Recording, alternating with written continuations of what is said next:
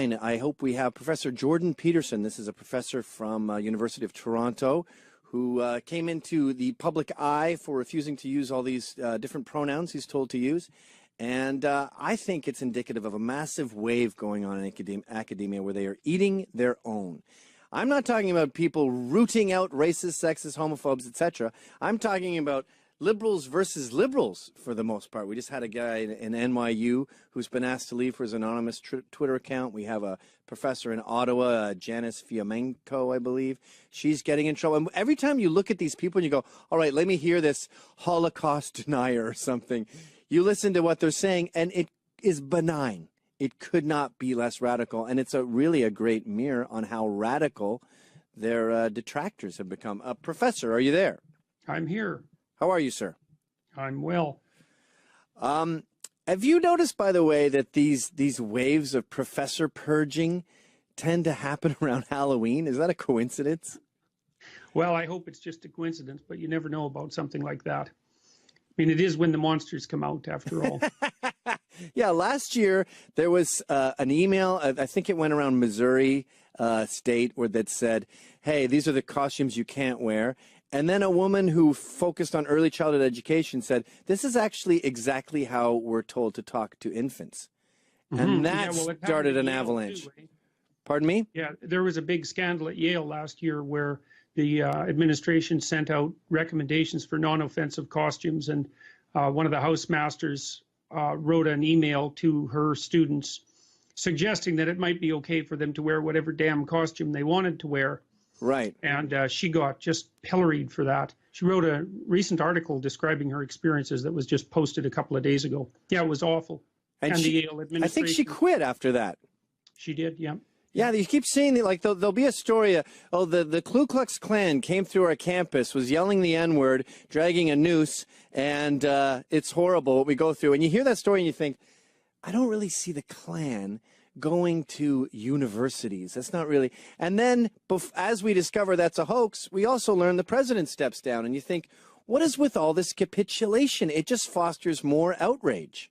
Yeah, well, it is rather hard to understand. You know, like one of the things I've really been struck by, among many other things over the last month, is there's been virtual silence on the part of my faculty colleagues, apart from the 200 or so who wrote a letter basically denouncing me. But they don't really understand. So one of the things I've come to realize, for example, is that I think the social justice warriors are going to go after the evolutionary psychologists and biologists next. I mean, they're after the scientists, because their claim, for example, that there's no such thing as gender, and that it's or even that there's no such thing as biological sex, which is what my opponent on TVO's The Agenda argued the other day, Nicholas Matt, who's a professor at the University of Toronto. I mean, we're dangerously close to enshrining certain kinds of, I would say, erroneous pseudo-scientific presuppositions right into our law.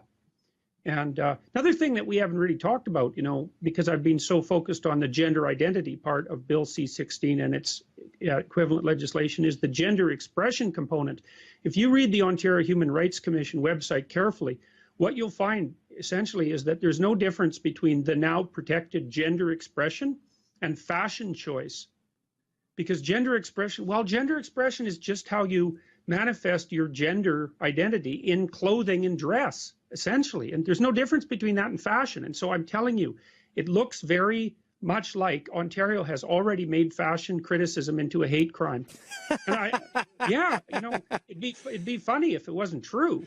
Well, but because it is true, it's not funny at all. It's quite awful. Well, I remember being a punk rocker in Ottawa in the 80s, and it was really hard to be accepted as the group. You had to have the right pants, the right gear. You had to like the exact right bands. Everything had to be perfectly consistent. And if you were one thing off, like you had crass on your leather jacket, well, they're vegetarian, so that's wrong. It seems so easy to become a woman that we've trivialized womanhood to the point where it's less than punk.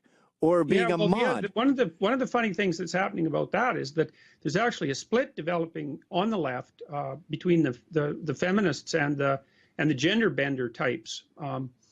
Not the transsexuals per se, I wouldn't say, but them too. But more the ones that are doing this for trendy reasons. Is that there are a variety of feminist women who aren't so happy that being a woman has now been basically deemed nothing more than a subjective choice. And so the Title IX advocates in the United States, for example, are starting to go to war with the equity people because they're both extreme and both on the left, but their extremism is butting heads. So right. Well, it's like extremist Muslims. They end up killing more Muslims than anyone else. Or you go to a Nazi skinhead music festival and there's going to be tons of fights breaking out just because that's their nature. They're a violent people. And these far lefties are so dogmatic and aggressive that you lock them in a room together and they're going to cannibalize each other. Yeah, well, they're a funny kind of aggressive, too, because they don't actually engage in physical fights, because that would take individual against individual. They tend to gang up together in little mobs and then go after people like that New York professor, which is, that's what happened to him is absolutely appalling. And he again, he's a liberal. He used an anonymous Twitter account. He never cited NYU once. I have no idea how they found out that it was him, but now he's been forced to step down. And all he did was say, I think these trigger warnings and safe spaces are ridiculous. And that is ultimately what's best for the students. I mean, we have law students now who are being told they don't have to attend rape law classes. Well, now you've made a worse lawyer. Yeah, I know. Well, one of my credos, by the way, is I like to terrify my students. I'm dead serious about that, man. I think if they're not a little bit afraid of me, there's something absolutely wrong. Like the course I teach called Maps of Meaning, which is based on a book I wrote about 20 years ago. I mean, one of the things I'm trying to convince my students of is that if they would have been in Germany in the 1930s, the probability that they would have been Nazis instead of, oppressed people rescuing heroes is almost 100%. Right. And I'll tell you, if you do enough psychological analysis to know that you could have been a guard in the Auschwitz camps, that's not exactly the sort of thing that makes you feel safe. And it shouldn't either, because human beings we have an unbelievable capacity for malevolence, and it often disguises itself in, this kind of smug self-righteousness that characterizes these bloody neo-Marxists that have invaded the campuses and that are in the process of invading the rest of the culture as fast as they can possibly manage it. I'm not their friends, not in the least. Right. And the idea that we should be making students feel safe on campuses is absolutely absurd. You read someone like Nietzsche or Dostoevsky or Solzhenitsyn, those people will terrify, or Carl Jung for that matter, those people will terrify you right down to the bottom of your soul. That's how you can tell you're being educated. Yeah, you remind me of absolutely appalling. Of Werner Herzog in that documentary about Timothy Treadwell, who was eaten by a bear that he thought he could make friends with. And Werner goes, Timothy sees nature as friendly and all-forgiving. I, on the other hand, see it as highly cruel and irrational, and it will devour you at any opportunity. And then guess who gets eaten by the bear? Not Werner, Timothy. Yeah, well, that's exactly it. I mean, to some degree, it depends on whether you're a follower of Rousseau or a follower of Hobbes. That's right. One way to look at it, right? But we're supposed to be toughening up students. We're supposed to be preparing them to take on difficult intellectual battles and to stand up forthrightly as citizens. And what's happening in the U.S. is this pandering to people who are pathologically not anxious so much, because I can understand that, but cowardly, because you can be anxious and brave, right? It just means that you are afraid, but you'll stand up and face things that you're frightened of. But you can be anxious and cowardly, which means you retreat and you want the whole world to kowtow to your inability to deal with the I would say the horrors of society and the terrors of nature. And you could add to that the malevolence of the human soul. And if you get educated, you start to understand those sorts of things, and it's not pretty and it's not comfortable. Well, isn't this sort of I almost think this is a good argument against capitalism and the free market, because the client at these schools is these kids, these annoying millennials, and they want philosophy of self, how to be gay, all these ridiculous classes. And so the school goes, well, we don't want to burn a bridge here. Let's kowtow to the customer. Well, the customer's always right. I feel bad for the millennials. They've been taught by these politically correct types ever since they were little. I mean, and this is really happening in Canada at an extraordinarily rapid rate. You have institutions like the Ontario Institute for the Studies of Education, which is an absolutely appalling institution in my estimation. And, they've produced nonstop political activists in the guise of teachers who've been teaching this nonsense to young people, right from elementary school forward. I mean, what the hell do we expect? And then in the United States, they've taken these millennials and ratcheted up their tuition costs and then forced them into a kind of indentured servitude. Yeah. And that's part of the reason that they're being kowtowed to, because you can't declare bankruptcy on your student loans in the United States, So the young people are being enticed into mortgaging their future, just like indentured slaves were or indentured servants were when they were taken from Europe 200 years ago. Yeah, So, I owe my soul to the company store. That's right. And then the millennials, the anxious social justice warrior types who want protection, they push and say, well, this frightens me. Maybe I should be protected. And the administration and the faculty goes, oh, yes, that really is scary. We really should protect you. And all it does is validate their fear. And these people aren't very old, and they need some guidance. That's what the hell university's for. That, to protect, maintain, and expand the culture instead of taking bloody axe swings at its roots, right, which is what's happening now. How you doing? Can we talk to you for a second? Yeah, sure. So, what does your shirt say there? It says America was never great. What's your biggest problem with Trump? All his views. Can you name one? He's sexist. In what sense? The fact that he doesn't support abortion and the woman's right to choose. But I think a good 50% of women in America are also pro-life. A lot of women aren't. Right, but if 50% of a group is something, then... I'd like to see those statistics. All right, well, if hypothetically 50% of the women were pro-life, would it still be sexist to be anti-abortion? I'd really like to see your statistics. I know, but hypothetically, if I was right... I don't go by hypothetical. Well, we don't have a computer here. We can't look it up. So I can't answer your question. Yo? Any man who dyes his hair blonde is a freaking jerk. Okay. Freaking jerk. I got to hand to you, it is pretty brave to come here. I mean, the odds of you getting punched are pretty high. I know. Are you gay? I am queer. Oh, you don't use the term gay? Well, I'm not gay. I'm bisexual. Oh, I've always been suspicious of bisexual. It seems like a phase. Oh, well. I see a lot of old bi people. Oh, well. You're pretty ignorant. Modern feminism is, why aren't there more female superheroes? I don't know, because it's not a feminine thing to fly to a bank robber and punch him in the face. Assessment. How can it be such a risk if they don't know where he stands? What are you doing, Gavin? I have spent a lot of time with British people. They are huge wimps, and their entire life philosophy revolves around capitulation, and that is why they've lost their whole island to Islam. If you look at the demography of 18 to 25s there, they're all named Muhammad. London looks like Londonistan. All of them?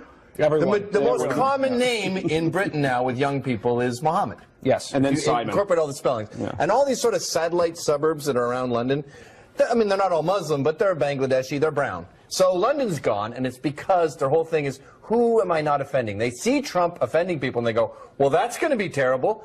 No, dude, we tried capitulation. We tried being weak. We tried conducting all our affairs based on who it's going to make maddest or who's going to make not maddest, and it doesn't work. Now, when we take men out of the equation, we shape lives like you and make these giant ginger babies who drink moonshine all day. That's not moonshine, that's sweet tea like my meemaw made me. And second of all, your meemaw made you she made you into a sweetie. They all look the same. They're all skinny. They're usually sons of college professors, I find, these Antifa guys. And they're dressed like little ninjas, and they look like bowling pins. And he just walks in, literally hitting 4 at once. I'm not exaggerating. He's a monster, this guy. Vroom, vroom, vroom. This guy sums up the trouble with millennials today. Never had a job. Mommy tells him he's special. I'm Josh. Look at his fake smile. Don't smile. Oh. Can I kiss you? Can I kiss you? That's the show, dummy.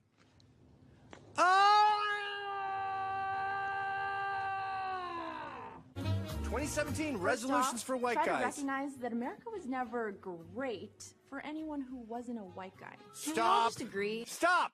I would like you to know what America was like for a white guy. First of all, we didn't steal the land from the Indians. We fought them for 400 years. Did a lot of bad, but had a lot of bad to us. That was just to establish it. Then we had to have a revolution to get the British out. Then we had to have a civil war to end slavery. You know how many people died in that? 620,000 white guys died ending slavery. Okay. Are men being discriminated against? Yes, clearly.